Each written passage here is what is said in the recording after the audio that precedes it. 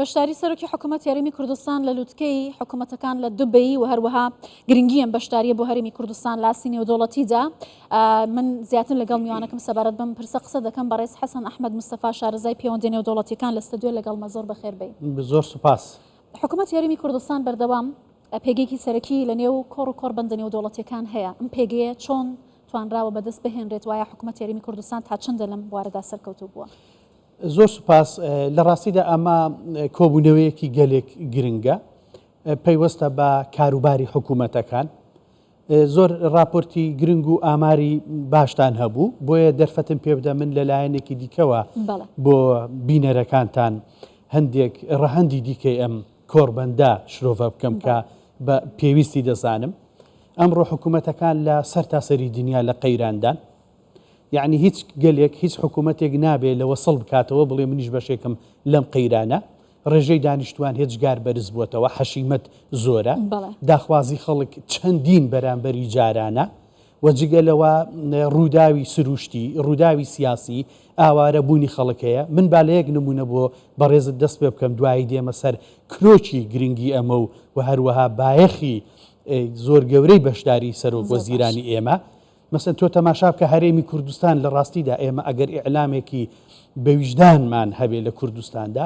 ئێمە لە دوای 2014ەوە دووچاری چی نەبووین لە هەرێمی کوردستان؟ بڕینی بودجە، هاتنی داعش، کۆڕۆنا و پێش کۆڕۆنا هاتنی بە ملیۆنان ئاوارە، جگە لەوەش ئەو بوونی ئۆپۆزیسیۆنی وڵاتانی دراوسێ و فشاری ئەوان لەسەر ئێرە، دەسوەردانی ئەم لاولاو ناکۆکی ناوخۆیی، جگە لەوەش دیاردەی کۆچبەری و کە فاکتەرەکانی دیکەی کەم و کوڕی ناوخۆش یادنە سەرێ کۆچبەربوونی لاوانی کوردستان و پەلامارەکانی داعش و لێکەوتەیەک لە دوای یەکەکانی بە دوای یەکدا. ئەگەر هەر حکوومەتێک بە لە جێ حکوومەتی هەرێمی کوردستان نەیدەتوانی لەم دۆخەدا تا ئێستا لەسەر پێ بمێنێتەوە. بۆیە وەڵامی پرسیارەکەت ڕێک ئەوەیە ئەمە وای کردووە کە حکوومەتێک بتوانێت لە سەردەمی قەیرانی کۆڕۆنا و ئابووری و داعش و بوچەڕیندا، تەنانەت باسی شتێکی زۆر گرنگترم نەکردووە، هاتنی نرخینەوە بۆ ئاسی سەفر. هەموو ئەوانە وای کرد ئەگەر ئیرادەیەک نەبە، ئەگەر ڕابردوویەک نەبە، بێگومان ئێمە نەدەگەیشتین ئەوڕۆ. بەڵام ئەوە بۆ معنای نییە کەم و کورتیمان لە زۆر بواردان نەبووە دەناهێشتا باشتر دەبووین. من ئەو خاڵی دەمەویست بۆ جەنابتی باس بکەم لەسەر بایەخی ئەم کۆبوونەوە گرنگەی دەوڵەتەکان لە جیهاندا. هەموو دەوڵەتەکان ئێستا لە جۆرێک لە قەیراندان. تۆ لە ئەمریکا تەماشا بکە، قەت بینیوتە لە مێژوو داوا بە ئاسانی پەلاماری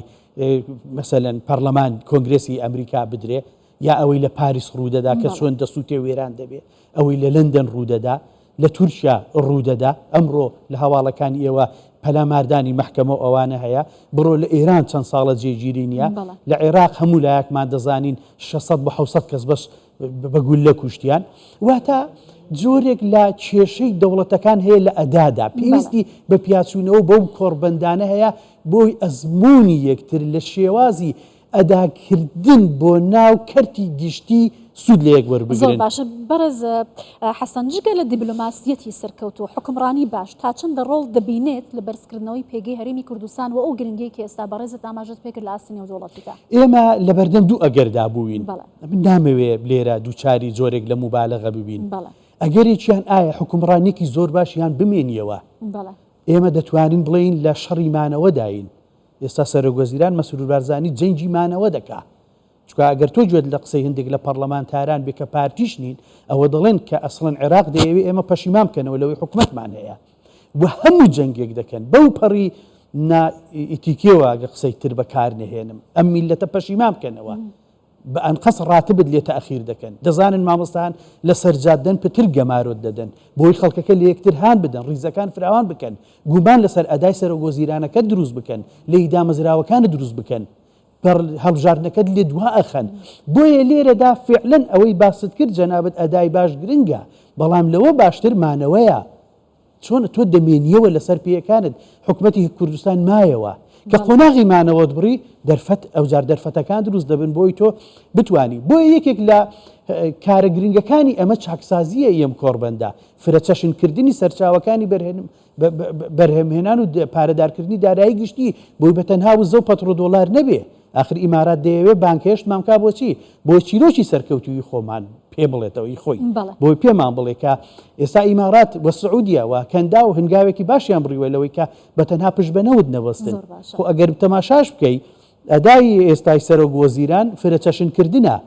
و بەداخەوە لێرە مەوزوعێک هەیە من دەمێ باسی کەم بۆیە گوتم دەرفەتم پێ بدە جگە لە دووبارەکردنەوەی داتاکان هەندێک شتی باشە. تایبەتت پێ بڵێم یەکێک لە دوو کەرتمان هەیە کەرتی گشتیمان هەیە کەرتی تایبەتمان هەیە کەرتی گشتی 100% حکوومەت لی بەرپرسا دەزانی قەت ڕەزامەندی لە کەرتی گشتی دروست نابێ لە هیچ شوێنێکی ئەم دنیاە لە ئەمریکاش تۆ سەدان کیلۆمەتر ڕێگا دروست دەکەی خەڵکێک نایبینێ بۆ نایبینێ لەبەر ئەوەی کەرتی گشتی خۆی وایە ئاوی دەوێت بەو شێوەیە کە خێرا گەشەکردنی هاوڵاتیەکان پێویستێتی لە کاتێکدا لە هەموو ئەوانە دەبینی بەڵام گرفت دروست دەبێت لەوێدا زۆر گرنگە یەکێک لە ئیستینتاجەکانی ئەم کۆڕبەندە دروستکردنی بەهای گشتیە بەهای گشتی خەرجیەکان مەسەلەن تۆ کارێک دەکەی هاوڵاتیان نایبینن گرنگیشە بەڵام هەست ناکەن وەڵامی پێویستی ئەوان دەداتەوە کەمتر بەهای خۆی وەردەگرێ بەهای خەرجی وەردەگرێ بەهای خەرجی گشتی وەردەگرێ ئەو بەهای کە دەتوانم بڵم فەلسفەیەکی فراوان و دوور و درێژە لێرە باس ناکرێ بۆیە ئەم کۆڕبەندە لە گۆڕینەوەی ئەزمموی بە دیجیتاڵی کردن ئای وە زۆر بواری دیکە حکوومەتەکان بۆی بتوانن وەڵامی ئەم گەشەکردنی ئێستای هاوڵاتیان و پێداویستە زۆرەکانی بدەنەوە زۆر گرنگە باشە دوو فاکتەری گرنگ هەن کە وڵاتان پشتی بێ دەبەستن فاکتەری ناوخۆی و دەرەکی بۆی کە هەنگاو بەرەو داهاتی حکوومەتەکان بۆ نمونە کە ئێستا ناونیشانی ئەملوت کێشە بنێن حکوومەت یاریمی کوردستان لە فاکتەری ناوخۆی تا ڕادێک بەڕێزت باست کرد لە فاکتەری دەرەکیدا چی دیکە پێویستە کە بیکات و تا ئێستا چی کردووە کە ئەم دەواازە دیپلۆماسی گەورەی توانێت بکاتەوە من وەکو خۆم بەردەوام ڕخنم لە هەرێمی کوردستان ئەوە بووە کە بە گوێرەی پێویست مافی خۆی لە بەکارهێنانی ئەوەی کە مافەتی لە ئاستی دەرەوە بەکارنایێنێ ئەم کۆڕبەندە بۆ خۆی یەکێکە لەو کارە پێویستیانە بۆ وەڵامی پرسیارەکەی بەڕێزت کە لەوێ هەم بە شێوەی گشتی و هەم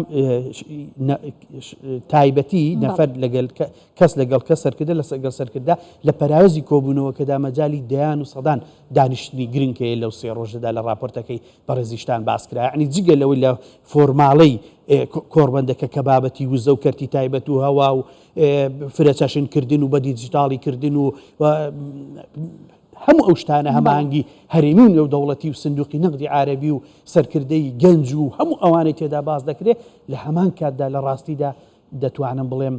هەنگاوێکی گەوری تێکەڵاوی سیاسیشە یعنی هیچ ئابوووریەک نییە دابراو بێ لە هەنگاوی سیاسی بۆیە لەوێ سەرۆکی حکوومەتی هەرێمی کوردستان لە سەردەمی ئەم گەمارۆ ئیقلیمی و هەروەها عێراقی و شیعەیە کە لەسەر هەرێمی کوردستانەیە لەوێ بە ئەو هەموو هینانە دەبینی ئەمە گرنگە ڕخنەکەی من وەی باسم کرد ئەوەیە کە هەرێمی کوردستان دەکرێت هێشتا دەرکەوێت بۆ دەرەوە پتر لەسەر ئاستی قاڕەکان لەسەر ئاستی دەوڵەتەکان لەسەر ئاستی گرەیت پاوەرەکان هەرێمەکان ڕۆڵ ببینێ مافی خۆیەتی و کاتێکیش عێراق هێشت هاتە سەر ئەوەی کە لە ڕاستیدا ئەمە لە هەرێمی کوردستان بڕێت من پێم وایە عێراق و کاتە بژاردەی نەخوازراو لە نێوان خۆی لە کۆتایشدا ئەگەر بە کورتی وەڵام بدەیتەوە ئەگەر ژینگەیەکی ئارام و سەقامگیر نەبێت وڵاتان ڕوو لە هیچ ناوچەیەک ناکەن هەرێمی کوردستان ڕۆڵی لە ئارامی ناوچەکە بە تایبەتی سەقامگیری چۆن بۆ تا چەند ئەبینن کە وڵاتان ڕوو لە هەرێمی کوردستان دەکەن بەوە بەرهێنەر بە بوارەکانی ئابووری و گەشەکردنی پیشەسازی لە هەرێمی کوردستان من ئەمەم لە شوێنی کەشوتوە هەرێمی کوردستان هەتا ئێستا ڕپوتیشنی ئابڕووی لە عێراق بترە شوێنێکی ئارامە بۆ بیانیەکان بۆ دامەزراوەکانیان بۆ کنسۆڵگەریەکانیان بۆ بەرهێنەرار بۆ کۆمپانیاکانیان ئاستی تیرۆری هێزگار تێدا کەمە دەستی تیرۆر بردراوە ڕاستی کێشەی عەشایری و گرفتی ئۆپۆزیسیۆنی وڵاتانمان هەیە بەڵام وەکو ئەدای حکوومەتی هەرێمی کوردستان لە بواری ئاسایش لە بواری ئیدارەدانی ئێرە لە بواری جێکردنەوەی هەموو لایەنەکان نەتەوەکان ئاینی و مەسەهەبی و ئەوەی باسی دەکەن نەتەوەیەکان لە کوردستان بە ئاشتی بەیەکەوە دەژین ئەمە زۆر گرنگە جگە لەوە شەو خاڵی باست کرد هەرێمی کوردستان مای ئەمن و ئاسایشە لە ڕۆژهەڵاتی ناوەڕاستدا فاکتەری جێگیری هەرێمیە بێگومان ئەگەر هەرێمی کوردستان لەم زورفەدا لە نێوان عێراق و ئێران و تورکیادا خاڵێکی لێک جیاکەرەوەی جیۆسیاسی نەبایە لەوان تەسەوڕ نەدەکرات چی ڕوو دەدا بۆیە من پێم وایە هەرێمی کوردستان زۆر بە کۆنفیدێنتەوە بە سەرکەوتویەوە بە بڕوابەخۆبوونەوە لەوێ بەشدارە و وتاری دەبێت سەرۆک وەزیران بەڕێز حەسەن ئەحمەد مستەفا شارەزای پەیوەندیانی و دەوڵەتیەکان زۆر سپاس لەگەڵ کوردستان 24 سپاس